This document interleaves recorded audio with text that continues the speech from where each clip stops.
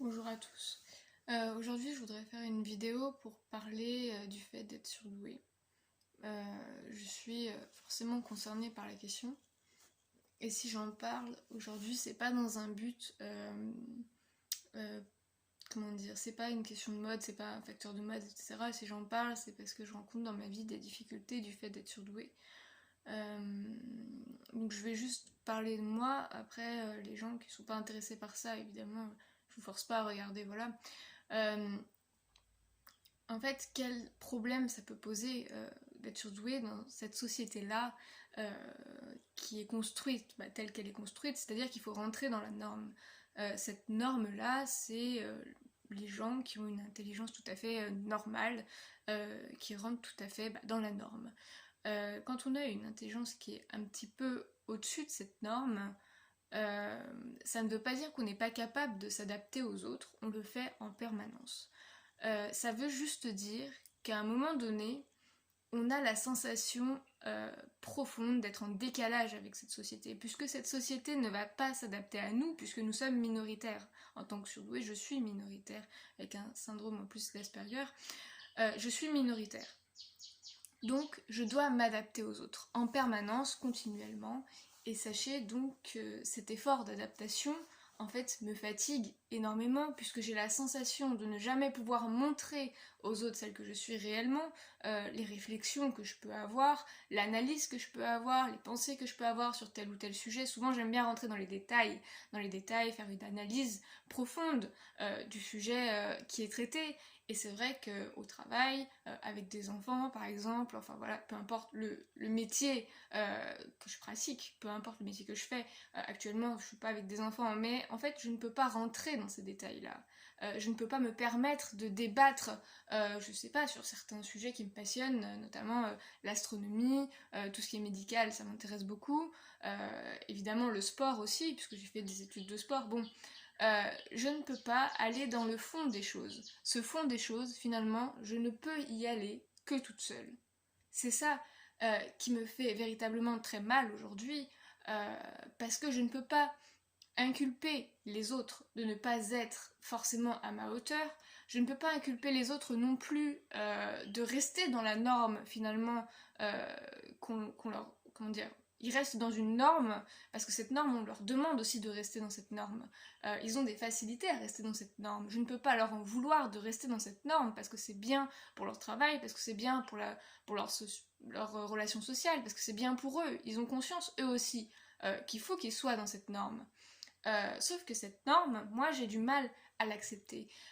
Je l'accepte, je n'ai pas le choix, mais j'ai du mal à en faire partie, et je sais que je n'en ferai jamais totalement partie sans mentir, sans devoir mentir, parce que finalement, qu'est-ce que je fais au quotidien? C'est mentir, porter un masque, euh, me contenter d'être comme la société voudrait que je sois, me contenter d'être comme les autres voudraient que je sois.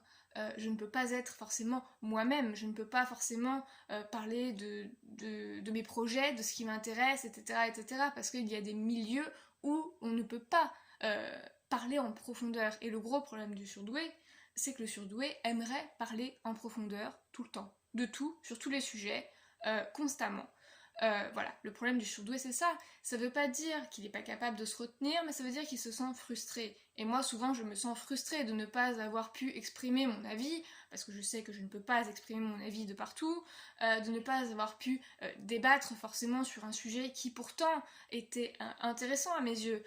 Donc souvent je me tais et je me dis bah mince voilà. Donc je réfléchis toute seule après à la question, mais c'est vrai que quand on réfléchit seul, bah c'est toujours moins intéressant. Enfin c'est moins intéressant de comment dire, de réfléchir sur un sujet toute seule alors qu'on pourrait avoir une interaction sociale porteuse entre guillemets, intellectuellement riche parfois. Moi ce qui me nourrit c'est l'intellectuel.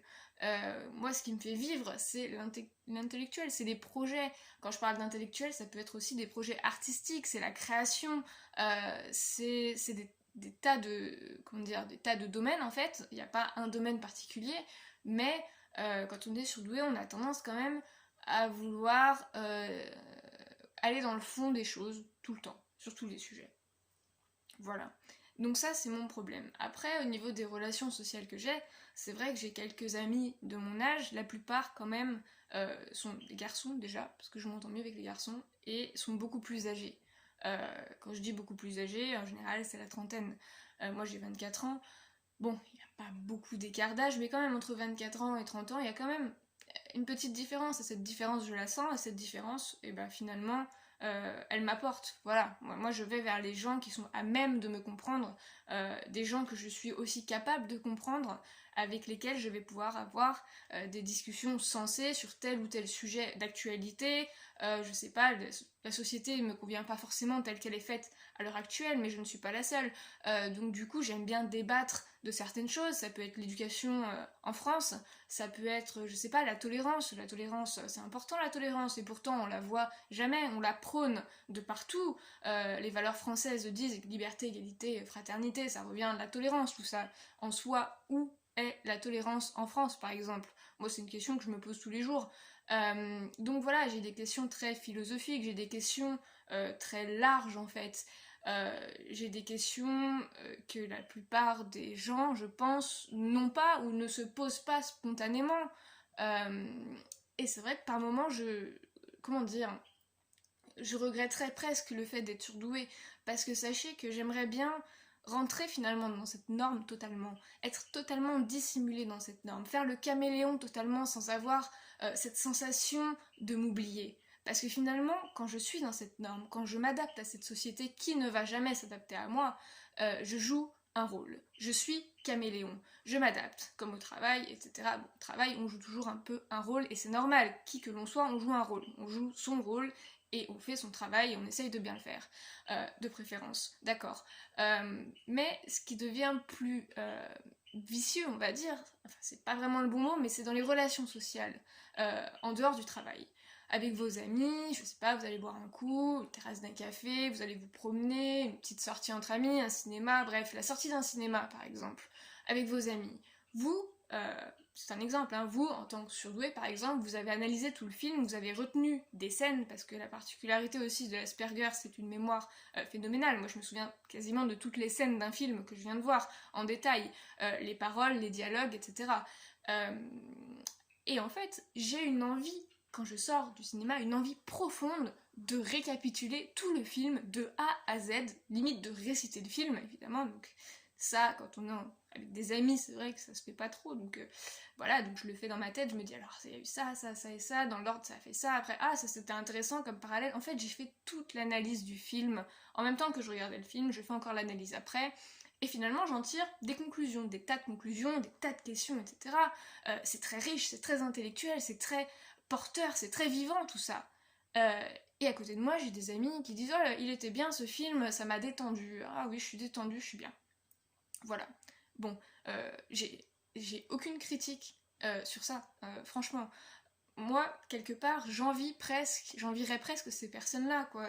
Mes amis-là, qui se contentent de dire ah bah c'était bien, voilà, j'ai aimé, qui se contentent d'apprécier sans analyser, qui se contentent de regarder sans forcément tout comprendre, qui du coup ne pensent pas comme moi, qui du coup ne réfléchissent pas comme moi, qui du coup n'analysent pas comme moi, se prennent beaucoup moins la tête que moi finalement. Et donc ça, c'est bien parce que du coup ils arrivent, ces personnes-là qui ne sont pas surdouées arrivent, et ça j'admire énormément, arrivent à déconnecter totalement. Moi, par exemple, quand je rentre du travail, il me faut 4 heures avant de déconnecter. 5 heures, des fois une nuit, des fois 2 nuits, des fois je m'endors au travail encore. Enfin voilà, c'est classique. Et c'est ce qui arrive à beaucoup de personnes, soit surmenées, soit surdouées. Et souvent, quand on est surdoué, d'ailleurs, on est surmené. On est surmené parce qu'en fait, on a une surcharge psychologique intense. On est tout le temps, tout le temps, tout le temps en train de penser.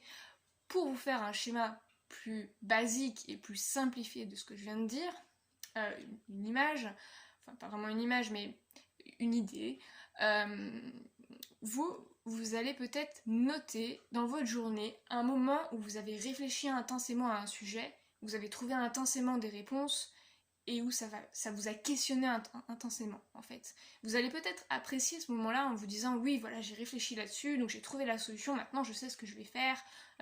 Vous avez une forme comment dire, de satisfaction personnelle à avoir fait cette démarche. Et c'est bien. Le surdoué, à l'inverse, va se dire ah bah dans ma journée, là aujourd'hui, j'ai passé 2 minutes où j'ai pensé à rien du tout. J'étais libre, je rêvais, je pensais à rien de très prenant, j'étais juste comme ça en train de fermer les yeux, d'imaginer un paysage, d'imaginer, on est quand même dans la création tout le temps, donc dans le projet tout le temps, hein, d'imaginer un tableau, le tableau que je vais peindre peut-être bientôt, ou alors une nouvelle idée de texte, de scénario, mais tout ça très délicatement, c'était une réflexion délicate, une réflexion qui n'était pas pesante. Voilà, pour vous faire la distinction, la personne surdouée va relever dans sa journée les 2 minutes de paix qu'elle a réussi à dégager mentalement. C'est impressionnant, quoi. C'est impressionnant. Il faut que vous le compreniez, ça.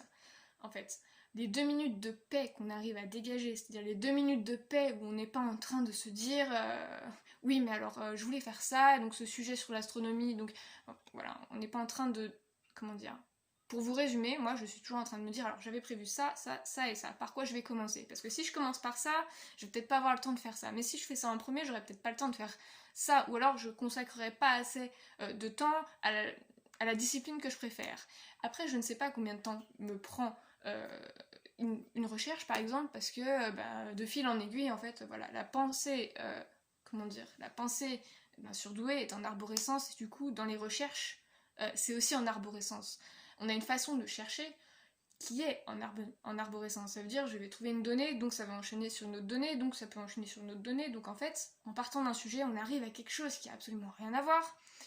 On a appris plein de choses, on est très content, mais le truc, quand même, le problème, c'est que ça, du coup, on passe pas mal de temps en fait à faire à ça, et parfois même on arrive à se perdre. On arrive à se perdre dans nos pensées, dans nos réflexions, dans notre recherche intellectuelle, même si on n'a pas forcément conscience que c'est de la recherche intellectuelle. On va pas se dire tiens, aujourd'hui, je vais faire de la recherche intellectuelle. Pas du tout. En fait, ça se fait très, très naturellement. Et, et moi, je sais que le soir, par exemple, j'ai instauré un rituel pour pouvoir dormir. Voilà, pour pouvoir dormir. J'ai dû instaurer un rituel, c'est-à-dire que j'écoute de la musique, j'ai une lumière tamisée et je sais qu'à partir de telle heure, j'éteins. À partir de telle heure, je dors. Je m'endors avec les mêmes musiques. Pourquoi? Pour créer un schéma d'habitude. Parce que si on modifie cette habitude-là, je ne peux pas m'endormir. Tout simplement, je vais passer toute ma nuit à penser, à réfléchir, à concevoir, à créer des projets. Enfin voilà quoi. Donc ça, c'est le problème du surdoué. C'est aussi le problème de l'Asperger. Donc pour moi, faire la différence entre les deux, c'est compliqué parce que je ne peux pas faire la différence vu que je suis concernée par les deux, quoi. Voilà. Donc c'est vrai que les problèmes que je vais avoir dans la société, généralement, c'est ce que je viens de dire, c'est du surmenage et la sensation d'être isolée. Voilà. Je ne suis pas isolée en vrai, hein. J'ai des amis, je sors, etc. Mais la sensation d'être seule, même en étant entourée. Cette sensation de décalage. Je reprends mon exemple du cinéma. Quand je sors du cinéma, moi, j'ai envie de discuter du film, j'ai envie de parler des acteurs, j'ai même envie de trouver, enfin de regarder sur internet le nom des acteurs, voir leur carrière, comment ils ont commencé, etc. Qu'est-ce qui les passionnait à la base, quelles études ils ont fait, enfin bon bref, ça m'intéresse quoi. Et puis à côté de moi, j'ai quelqu'un qui va me dire voilà, c'est bon, on a vu un film, on s'est détendu, viens, on va boire un coup, etc. Et je suis toujours dans ce paradoxe-là, constamment, entre le paradoxe, dans ce paradoxe, entre l'idée de me dire est-ce que je vais tenter quand même de dialoguer sur le sujet avec mon ami, essayer de rentrer un peu dans quelque chose qui a de la matière, est-ce que je vais accepter de lâcher prise et de me fondre dans la masse, d'accepter un peu ce qu'il me propose, d'accepter de lâcher prise, de mener une soirée peut-être tout à fait normale finalement pour la majorité des gens. J'ai la sensation que si j'accepte ce que lui me dit, ça va être positif pour moi sur le plan émotionnel. En revanche, ça va être négatif pour moi sur le plan intellectuel. Et comme l'intellectuel et l'émotionnel sont quand même relativement reliés, si j'arrive pas à exploiter un peu tout ce que je viens de voir, etc., si j'en parle pas, si je retranscris pas, si je réfléchis pas dessus, et si je me contente juste d'aller à cette soirée, donc boire un coup, etc., de me détendre, je vais avoir une sensation de perdre mon temps. Et finalement, je vais me retrouver à boire un verre avec mon ami en me disant oui, mais là, je perds mon temps, quoi. Le sujet est creux, on ne parle pas de ce qu'on vient de voir, voilà, et donc j'apprends à m'intéresser à autre chose. Effectivement, je suis contente d'être avec mon ami à ce moment-là, bon, c'est toujours l'exemple, mais très contente, etc. Bon, mais quand même avec cette sensation de frustration énorme de ne pas avoir pu discuter de ce que je viens de voir. Voilà, donc le problème des gens surdoués, bah il est là, tout simplement, il est là. Euh, Peut-être un autre exemple, je sais pas, euh, quand vous allez lire un livre, vous allez lire un livre. Voilà. Moi, quand je vais lire un livre, bah, je vais m'arrêter sur tous les termes, je vais m'arrêter sur toutes les phrases, je vais parfois même me souvenir de paragraphes entiers. Je vais essayer, parce que l'émotionnel pour moi c'est plus compliqué quand même, je commence à apprendre, je vais essayer de voir, enfin de transcrire ces paragraphes-ci écrits en émotion, juste pour comprendre un petit peu mieux ce qui se passe. Je vais essayer même de comprendre l'auteur, c'est-à-dire l'auteur qui a écrit le roman. Je vais me dire finalement une réflexion qui est encore plus poussée et plus lointaine sûrement que les autres.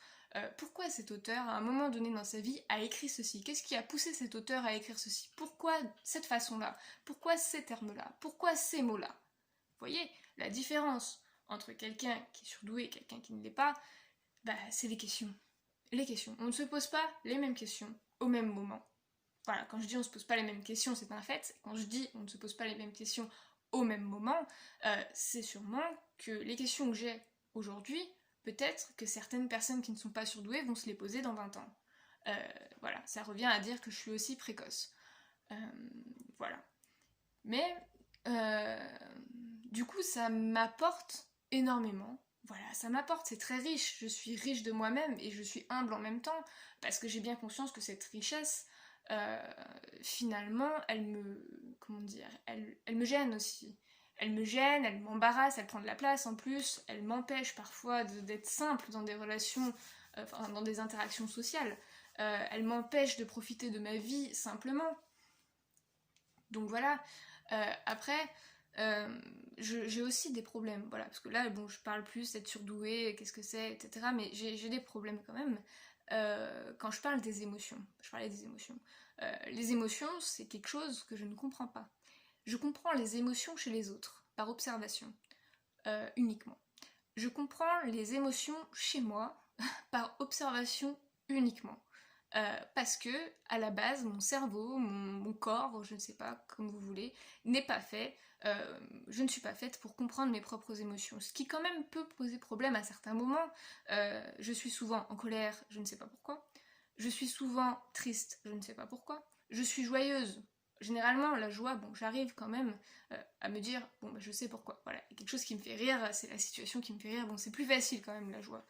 Euh, mais en fait, quand je parle d'émotions, c'est juste que j'arrive pas à analyser en fait les émotions que j'ai. La joie c'est facile parce que bon bah voilà, je me sens bien, voilà, quand on se sent bien, bon bah j'ai compris, c'est de la joie, c'est du bonheur. Après la joie, le bonheur, je sais pas exactement. Euh, c'est un peu plus flou pour moi tout ça, mais souvent je suis énervée et je vais mettre allez, 1 heure avant de m'apercevoir que ce que je ressens, qui est fortement désagréable, en fait c'est juste de l'énervement.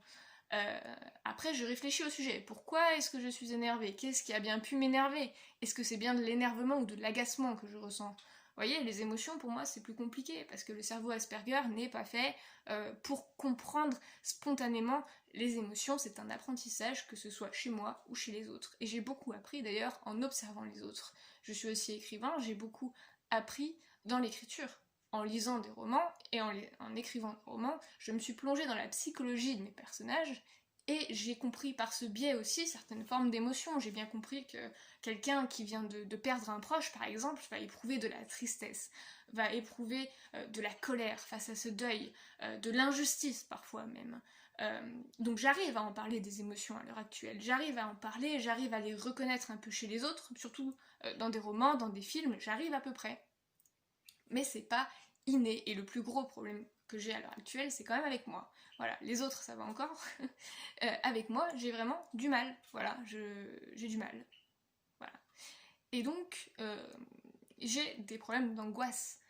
C'est, on va dire, quasiment majoritaire chez la plupart des personnes surdouées ou Asperger. Bon, les personnes Asperger, souvent, sont bourrées d'angoisse, euh, envahies d'angoisse. Voilà, bon, bah c'est mon cas, je suis envahie d'angoisse.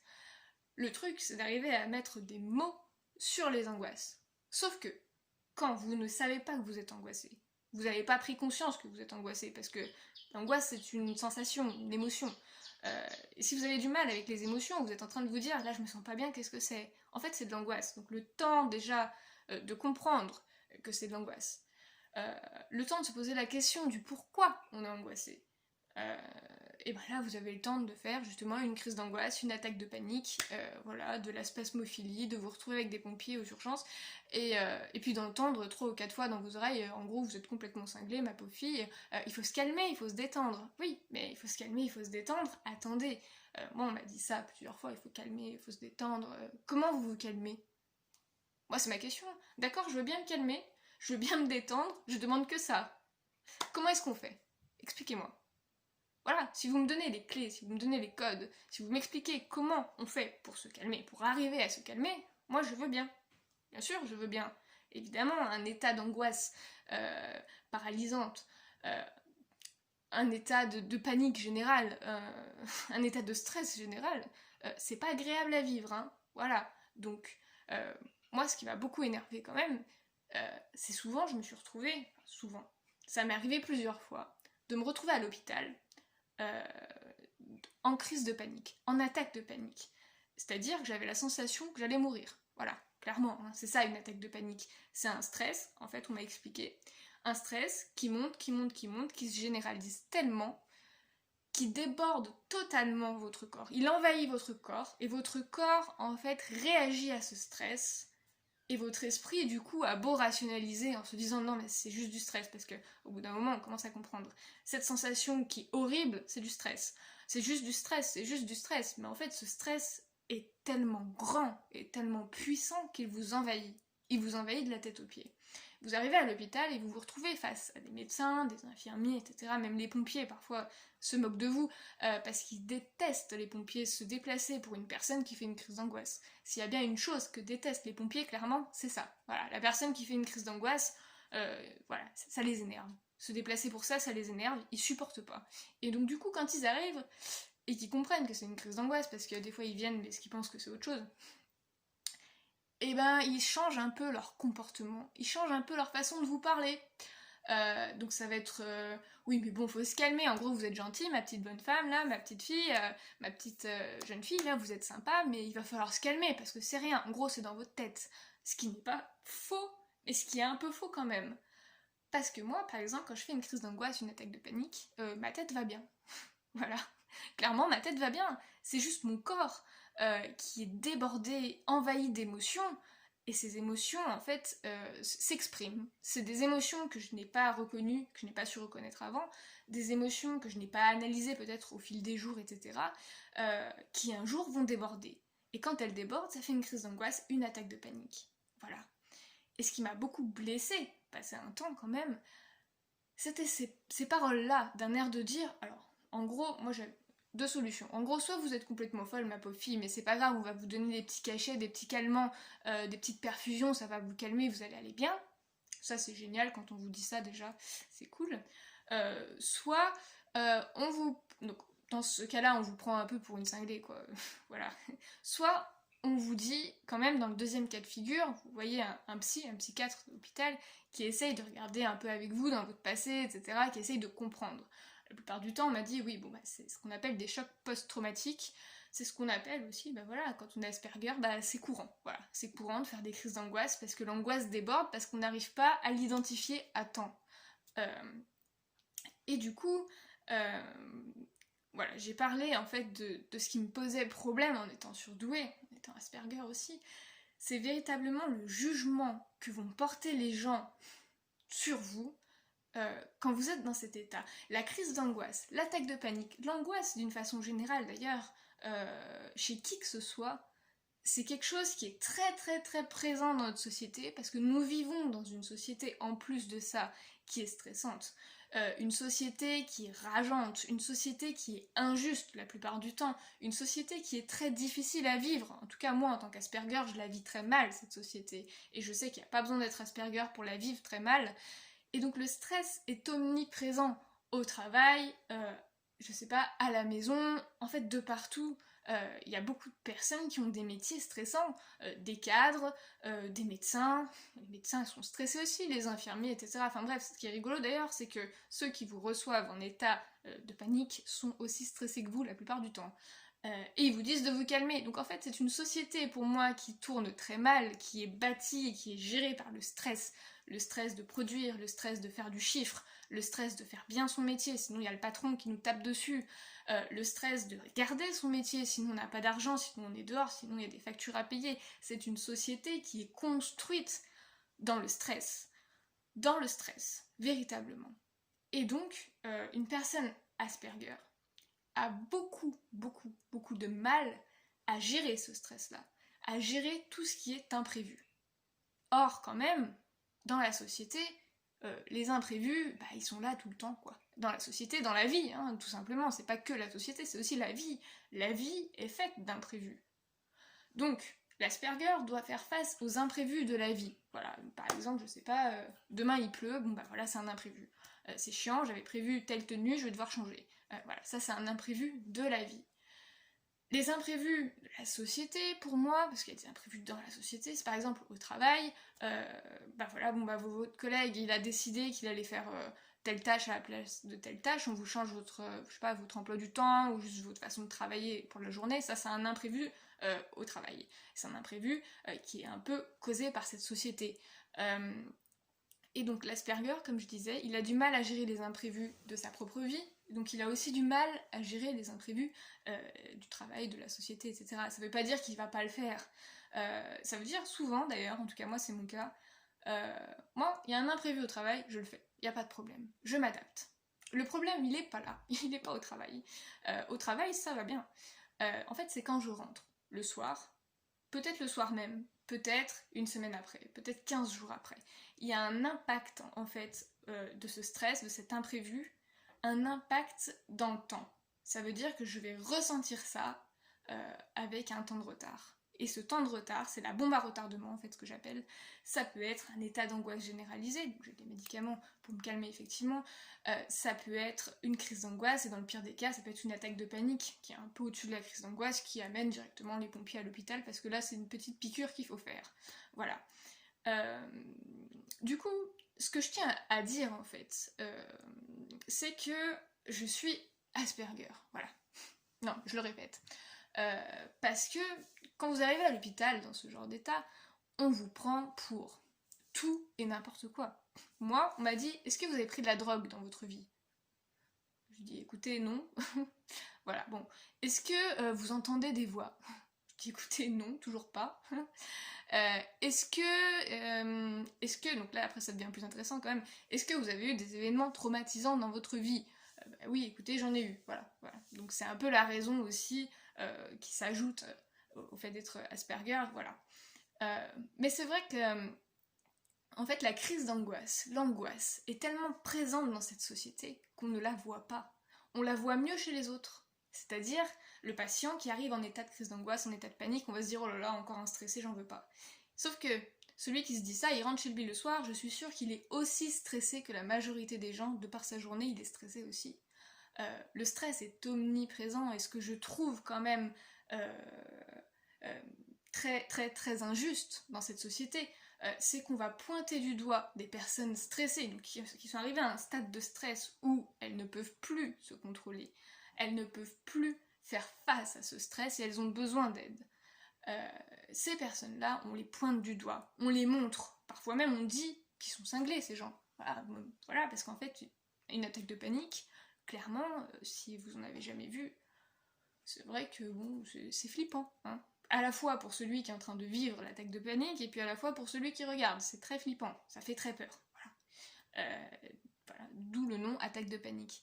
Mais du coup, on pointe du doigt des personnes qui sont stressées alors qu'on n'est pas capable de se rendre compte que nous-mêmes, on est aussi stressés que ces gens finalement.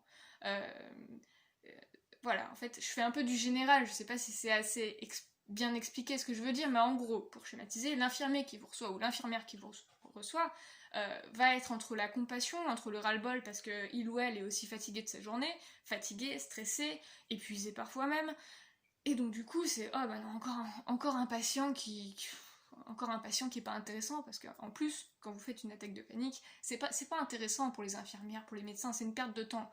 Clairement ils vous donnent un médicament, voilà ça va mieux, vous rentrez chez vous tranquille. Ils ont rien à vous apporter, voilà, donc pour eux c'est pas intéressant, c'est une perte de temps. Et donc du coup les patients qui souffrent d'angoisse comme ça sont pointés du doigt encore plus. Et donc moi, c'est vrai que je l'ai très mal vécu, parce que quelque part, on a juste envie de dire, mais écoutez, je ne fais pas exprès. Je ne fais pas exprès d'être stressée. Je ne fais pas exprès de ne pas pouvoir canaliser toute cette angoisse qui, comme ça, m'envahit pour un déclic, pour un mot qui a été prononcé, pour un souvenir d'une expérience que j'ai pu avoir.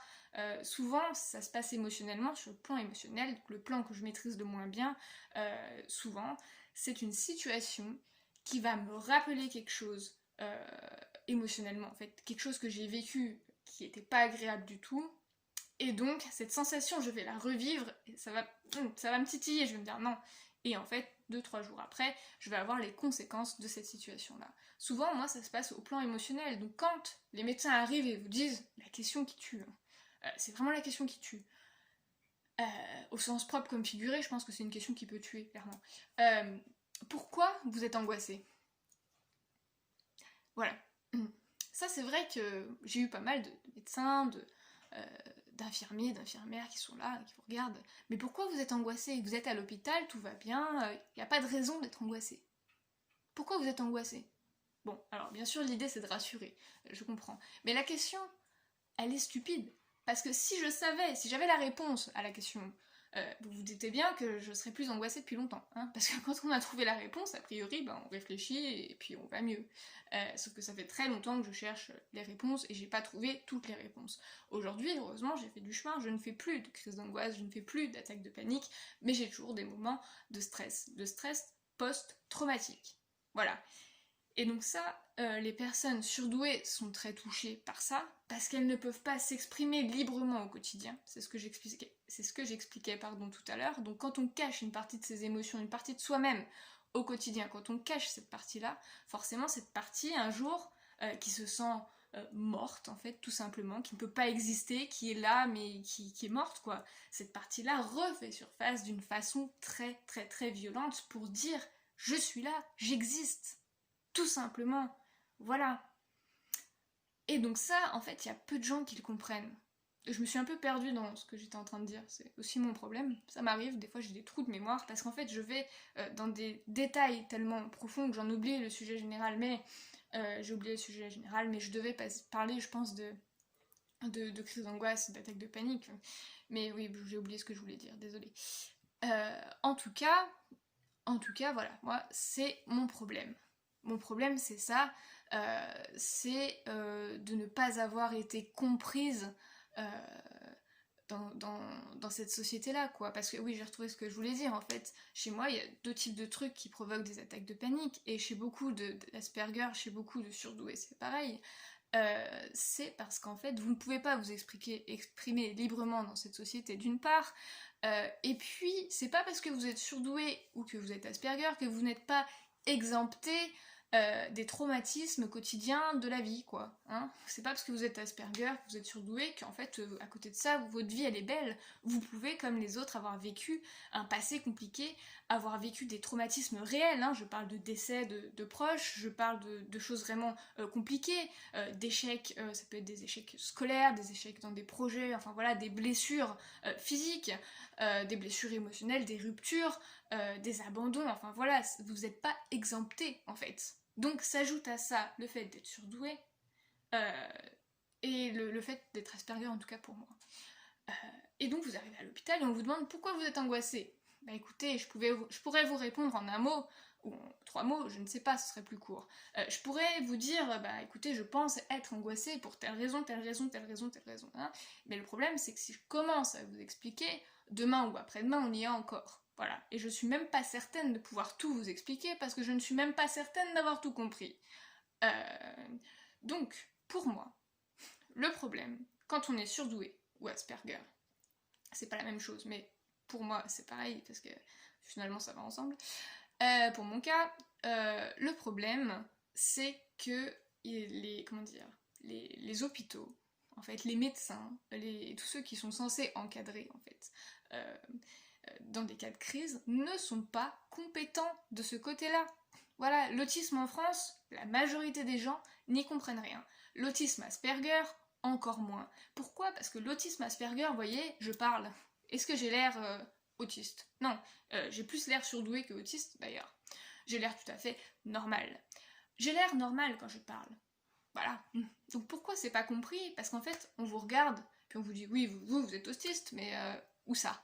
Voilà, où ça? Et pourtant, c'est quand même du personnel médical censé être formé, c'est quand même ce que j'appelle, moi, la nouvelle génération. Donc normalement, il y a eu quand même un turnover, hein, parce que, voilà, un infirmier qui a 60 balais et qui est sur la fin de sa carrière, il comprend pas ce que c'est que l'autisme, l'autisme Asperger du moins, il comprend pas, il n'y a pas de symptômes visibles pour lui, enfin bon bref, ça je peux comprendre qu'il y ait des personnes qui n'ont pas été formées dans le temps à comprendre l'autisme. Par contre, quand on voit des jeunes, des infirmières, des infirmiers de 25-30 ans qui sont là et qui comprennent pas non plus, je me dis c'est pas possible parce que la société justement devrait évoluer.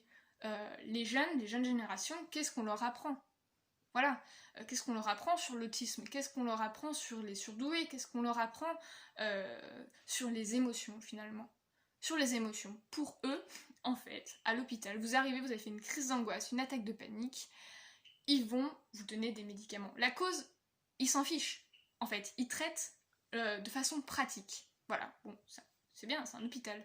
Mais en même temps, c'est aussi leur boulot, d'accord. Mais qu'après, ils ne viennent pas faire des réflexions du style, je sais pas, c'est ce que j'ai dit tout à l'heure, en gros, est-ce que vous avez pris des drogues?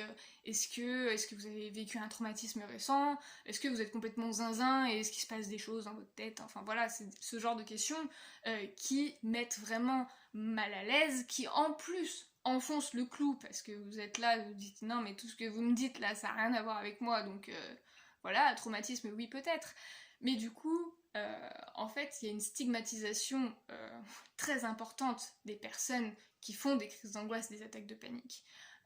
Et attention, on peut faire crise d'angoisse et attaque de panique sans être surdoué, sans être Asperger, en fait. C'est juste des émotions qui débordent. Donc voilà. Mais voilà, il y a une très mauvaise prise en charge. Très très très mauvaise prise en charge. Et donc ça, c'est un de mes problèmes, effectivement. L'angoisse. Même si, comme j'expliquais tout à l'heure, c'est un problème qui est en train de se régler un peu au fil du temps, au fil des jours, etc. Parce que je prends sur moi, parce que j'ai de la maturité, j'ai de la réflexion, j'ai de l'analyse, donc effectivement, j'essaye de faire ce chemin aussi toute seule. Voilà, parce que j'ai pas du tout l'intention de me retrouver une fois de plus à l'hôpital en ayant fait une attaque de panique, quoi. Surtout pour recevoir ce genre de propos, pour moi, qui sont dénués d'intérêt et qui n'ont même pas de sens. Dans la tête quoi.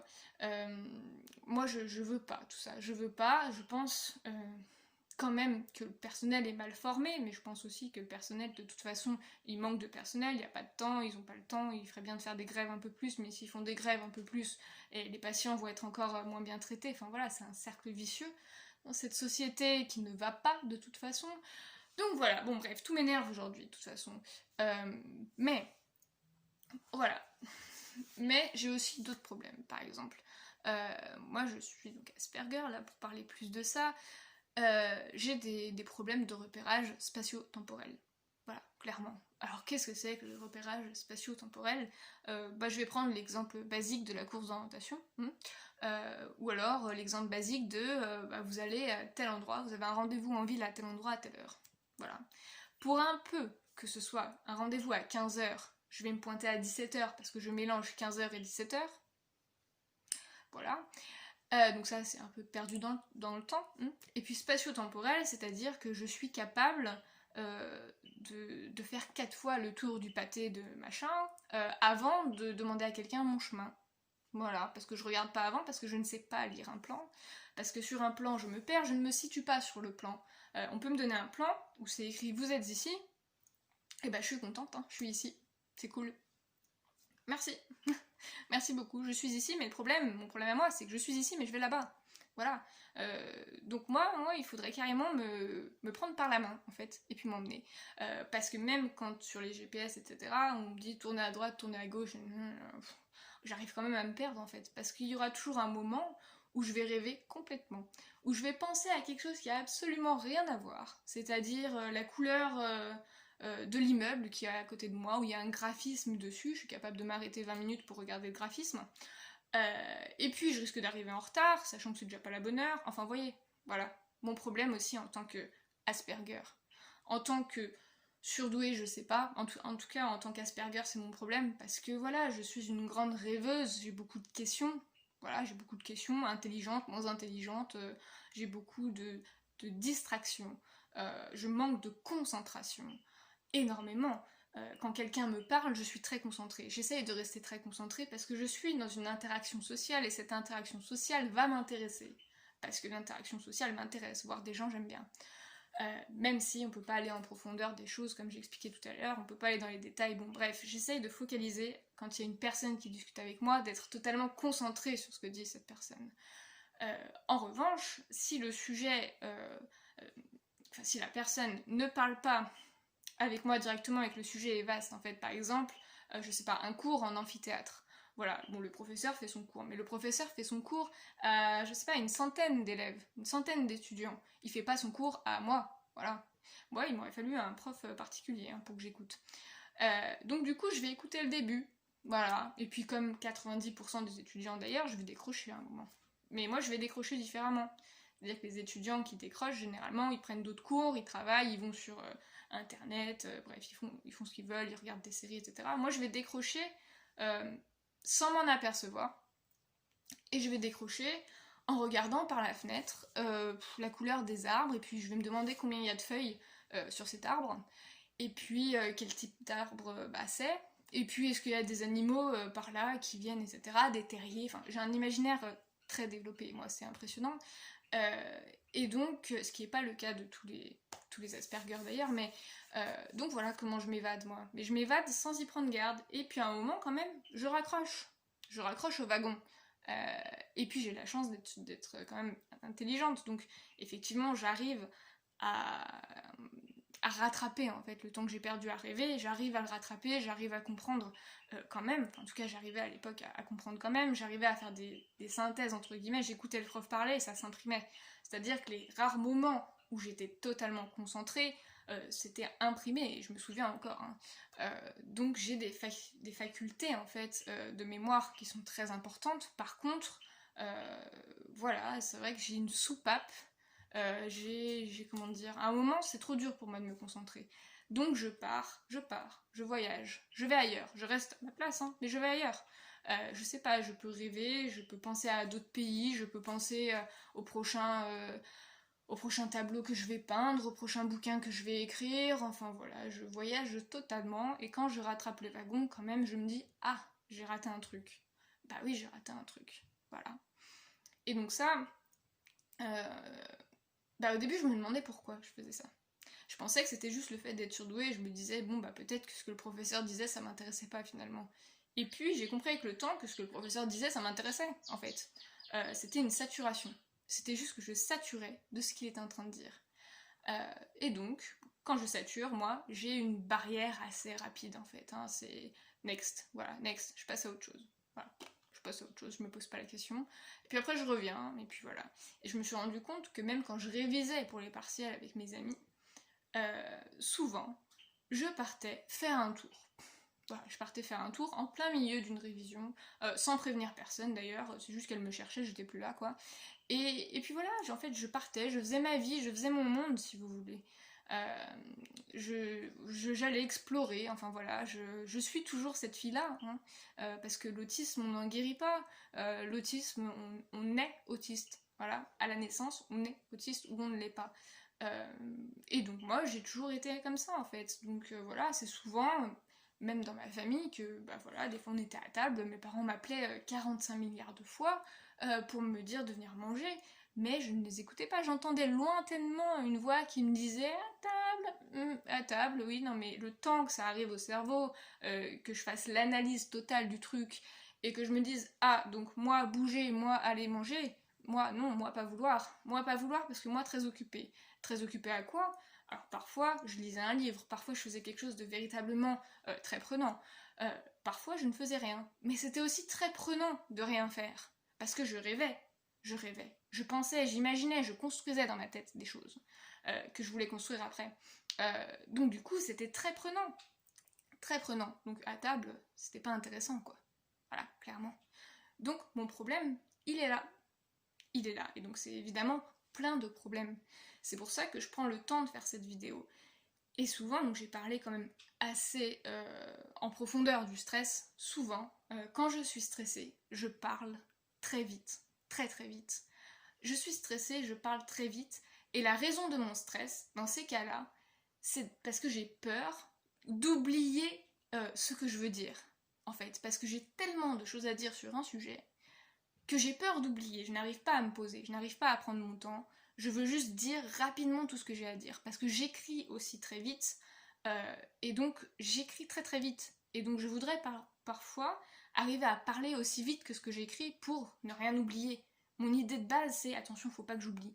Faut pas que j'oublie, faut pas que j'oublie. Donc, je veux tout dire rapidement. Et mon problème, c'est souvent que je peux effectivement saouler les gens, agacer les gens, parce que j'ai un débit verbal qui est quand même très rapide. Un jour, j'ai vu un psychologue qui m'a demandé pourquoi je parlais aussi vite. Voilà, mais il soupçonnait chez moi complètement autre chose que de l'autisme. Et d'ailleurs, c'était pas un psychologue très, très sympathique. Et je lui ai répondu, bah écoutez, j'ai juste peur d'oublier ce que je vais dire. Et je suis rentrée dans une profonde réflexion que je lui ai exposée, en fait. Et puis il a cassé son jugement totalement, il s'est dit oui bon d'accord, c'est peut-être de l'autisme finalement. Euh, mais, mais voilà quoi, les gens qui parlent vite, c'est des personnes stressées, c'est des personnes intelligentes aussi, mais c'est des personnes stressées. Et donc effectivement, je fais partie de ces personnes-là. Et quand j'en prends conscience, ce qui n'est pas toujours le cas, je me dis doucement, doucement. Quand je joue du piano aussi des fois, il m'arrive de jouer super vite, hein. Et forcément, je suis pas très douée au piano, hein, voilà. Encore un truc que je voudrais casser, un cliché que je voudrais casser, je joue du piano, je suis autiste Asperger. Mais je suis pas pianiste, je n'ai pas de talent particulier pour le piano. Effectivement, comme beaucoup d'Asperger, le piano m'apaise. Le piano me rassure. Clairement, si on m'empêche de jouer du piano, je vais très mal le vivre. Mais après, je suis pas surdouée, hein. De ce côté-là, je suis pas surdouée dans ce domaine en tout cas. Voilà. Mais je sais plus ce que je voulais dire, parce que voilà, je parle très vite. Oui, voilà, donc je joue aussi très vite du piano. Mais quand je joue très vite du piano, je sais, j'analyse maintenant. Je me vois en train de faire très vite, et je me dis pourquoi je fais très vite, mais qu'est-ce qui se passe? Mais je suis stressée. Je suis stressée parce que j'ai envie de faire. J'ai envie de faire. J'ai envie de bien faire. J'ai envie d'expliquer à l'oral. J'ai envie de bien expliquer. J'ai envie d'expliquer en profondeur, donc de ne rien oublier. Et pour ne rien oublier, il faut être spontané. Quand on est spontané, on a la sensation qu'on va rien oublier. Et dans les faits, c'est pas toujours vrai, parce que quand on est spontané comme ça, on est spontané, on est vrai, on est authentique. Par contre, on oublie parfois l'essentiel. On oublie de construire des choses, comment dire, on oublie de mettre des trucs dans le bon ordre, des fois. Voilà. Et donc, c'est aussi un défaut que j'ai, c'est de me disperser. Mais je me disperse, encore une fois, parce que je suis stressée. Parce que je suis intelligente, parce que j'ai peur d'oublier, donc je me disperse. En ayant peur d'oublier, j'oublie. Voilà, donc c'est quand même assez comique. En ayant peur d'être stressée, je suis encore plus stressée. En ayant peur de ne pas y arriver, j'y arrive pas. Voilà. Mais ça, c'est logique et c'est vrai pour tout le monde, hein, je pense. Mais du coup, les problèmes que j'ai en tant que Asperger et surdoué, c'est tous ces problèmes-là, quoi. Et donc ça, essayez d'imaginer tous ces problèmes-là réunis en une seule journée. Et encore, j'ai pas parlé de tout. Parce qu'en fait, il y a encore d'autres choses qui me dérangent beaucoup. Par exemple, le bruit. Le bruit, je ne supporte pas le bruit. Le bruit, je vais prendre sur moi, par exemple, un spectacle, pendant 3 heures s'il y a du bruit. Je vais prendre sur moi, je vais rester, il va rien se passer. Je vais pas faire de crise d'angoisse, je vais pas faire d'attaque de panique. Au mieux, je vais sortir justement pour pas faire de crise d'angoisse ou pas d'attaque de panique. Mais je vais rentrer le soir complètement lessivée. Voilà. Les gens aussi, les gens me fatiguent. Par exemple, alors moi c'est les gens en masse, dans le bus, dans le métro, dans le train. Je supporte pas, c'est très dur pour une personne Asperger, ce genre de choses. Et j'ai de la chance parce que j'arrive quand même à rester un peu en société, je suis pas agoraphobe, mais j'ai quand même des limites, quoi. Voilà, j'ai des limites que je connais, et effectivement, ce sont des efforts de la vie quotidienne qui me coûtent beaucoup. Le bruit, les gens, les stimuli, par exemple dans le train. Dans le train, quand on est un peu fatigué en plus et que la porte elle fait bip bip bip avant de s'ouvrir, mais ce bip bip bip il est horrible parce qu'il résonne dans ma tête, alors que les gens à côté ils sont fatigués aussi, mais ça a pas l'air de les déranger plus que ça quoi. Moi ça me dérange vraiment. Donc tout ça, réuni dans une seule et même journée, sur une période d'un an par exemple, 365 jours, que vous pouvez multiplier du coup par 24, parce que j'ai 24 ans, tentez d'imaginer un peu euh, comment est-ce qu'on peut se sentir quand on est surdoué, quand on est Asperger, quand on rencontre toutes ces difficultés-là depuis pas mal d'années. Tentez d'imaginer comment on peut se ressentir. Voilà. Est-ce qu'on est perdu? Est-ce qu'on ne l'est pas? Moi, il y a des moments où je me sens perdue. Ça ne veut pas dire que je le suis, mais je me sens perdue parce que je me sens dépassée par les émotions, par les événements, par des tas de choses en fait. Et puis il y a des moments où je suis très très bien, où je suis vraiment, voilà, très bien quoi. Voilà. Et essayez juste de comprendre parce que souvent, c'est souvent quand même, beaucoup de personnes critiquent encore les surdoués, les personnes autistes aussi, parce que je crois qu'il y a une méconnaissance totale du sujet, une méconnaissance totale des difficultés qu'ont ces personnes, et une forme d'envie. Voilà, c'est terrible de dire ça, une forme d'envie, une forme de jalousie, de dire oui, oh machin il est surdoué, oui mais c'est de la prétention, oui mais c'est un phénomène de mode, vous savez. En fait, si moi je le dis, c'est parce que j'ai quand même plus de difficultés dans ma vie quotidienne que de facilité, de facultés. Bien sûr, j'ai des facultés, bien sûr, j'en ai. Voilà, mais ces facultés-là, elles ne sont pas à la hauteur des difficultés que je rencontre. Donc le problème, ben, il est là, quoi. Voilà, c'est pour ça que j'ai fait cette vidéo, c'est aussi pour vous expliquer bah, un peu plus qui je suis, et puis j'espère aussi réveiller peut-être un peu quelques personnes en ayant expliqué ce que c'est que d'être surdoué, ce que c'est que d'être Asperger, mais surtout ce que c'est que d'être différent. Quand on est différent, quand on n'est pas adapté à une société qui ne va pas s'adapter à nous, et ben forcément, ben, on a des tas de problèmes, des tas de répercussions en fait dans nos vies, des tas de soucis qu'on doit gérer, en plus des soucis de la vie quotidienne. Enfin bref, des tas de problèmes quoi. Voilà. Et ben merci d'avoir regardé.